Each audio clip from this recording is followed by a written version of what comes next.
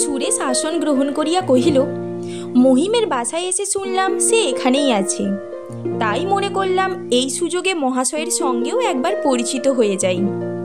বৃদ্ধ বলিলেন, আমার পরম সৌভাগ্য আপনি এসেছেন, কিন্তু মহিমও এদিকে 10-12 দিন আসেননি।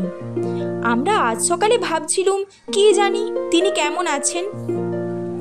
সুরেশ মনে মনে একটু আশ্চর্য হইয়া কহিল, কিন্তু তার বাসার লোক যে বললে।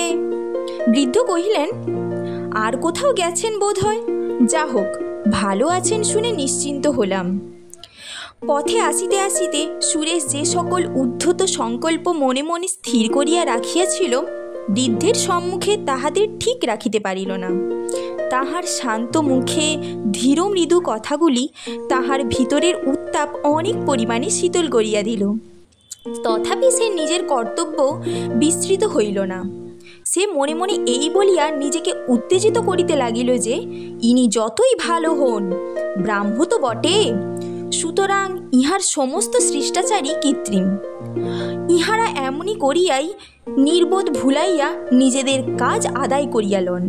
অতএব এই সমস্ত শিকারী প্রাণীদের সম্মুখে কোনো মতেই আত্মবিস্মৃত হইয়া কাজ ভুলিলে চলিবে না। যেমন করিয়াই হোক ইহাদের গ্রাস হইতে বন্ধুকে মুক্ত করিতেই হবে। সে কাজের কথা পারিল। কহিল, মহিম আমার ছেলেবেলার বন্ধু, এমন বন্ধু আমার আর নাই। যদি অনুমতি করেন তার সম্বন্ধে আপনার সঙ্গে 2-1টা কথা আলোচনা করি। বৃদ্ধ একটুখানি হাসিয়া বলিলেন, স্বচ্ছন্দে করতে পারেন, আপনার নাম আমি তার মুখে শুনেছি। সুরেশ কহিল, মহিমের সঙ্গে আপনার কন্যার বিবাহ স্থির হয়ে গেছে?